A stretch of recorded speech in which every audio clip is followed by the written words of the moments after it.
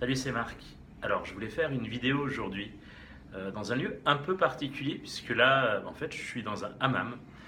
Et le thème, l'idée derrière, si j'arrive à la faire sans mettre mon doigt devant la caméra, c'est vous inviter à réfléchir sur une question qui est: par quoi vous laissez-vous toucher? Alors, le sens derrière, c'est venu en fait en ayant une conversation avec des amis. On s'est dit, tiens, on va faire une réunion un peu sur où est-ce qu'on va dans nos directions professionnelles, des choses comme ça. On s'est dit, on va la faire au hammam, parce que dans un hammam, il y a une énergie particulière, il y a de l'eau, il y a une ambiance qui fait que ça libère une partie de créativité du cerveau droit et pas uniquement le cerveau gauche mental. Je suis assis à un bureau dans une salle de réunion. Et en fait, ce qui ressort, c'est qu'est-ce qui nous donne de l'énergie, quelles sont les idées par lesquelles on peut se laisser toucher, qui nous donnent de l'énergie parfois, alors qu'il y a des fois des idées qui nous plombent. Et alors ça peut être des idées, ça peut être des personnes, ça peut être des lieux qui nous touchent. Et du coup, c'est un peu peut-être une question que j'aurais envie de vous soumettre en fait. Qu'est-ce qui dans votre vie là aujourd'hui vous touche? Par quoi est-ce que vous vous laissez toucher? Qu'est-ce qu'au contraire vous rejetez?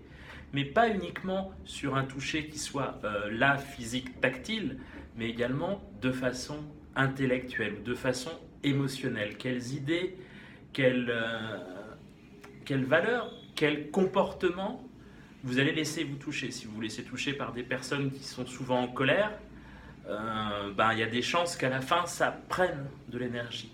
Alors au contraire, il y a des personnes, des lieux, des endroits, des façons de penser qui peuvent être stimulantes. Je sais pas, moi récemment j'ai eu toute une partie où j'écoutais Deleuze. Alors sur YouTube on trouve des vidéos ou d'autres philosophes ou France Culture, où du coup je me laissais toucher par des idées, ça m'éveillait intellectuellement. Physiquement ça peut être par des personnes aussi, donc du coup le toucher, être touché peut prendre tout plein d'aspects. Donc cette question à laquelle je vous invite à réfléchir ou à vous interroger: par quoi vous laissez-vous toucher sous les différents sens que ça peut prendre l'idée d'être touché? Ce concept-là et quelques autres, on va en reparler de façon très concrète dans un week-end qu'on va co-animer avec Joe, qui sera début mai, les 4 et 5 mai. On fera un week-end entier sur être touché avec toute une partie concrète, des temps de réflexion, des temps de pratique au travers de la danse, du massage, d'autres approches qui se mélangent et auxquelles, si ça vous tente de participer, vous pouvez me contacter. Il y a la page de l'événement avec un lien qui doit être au-dessus ou en dessous.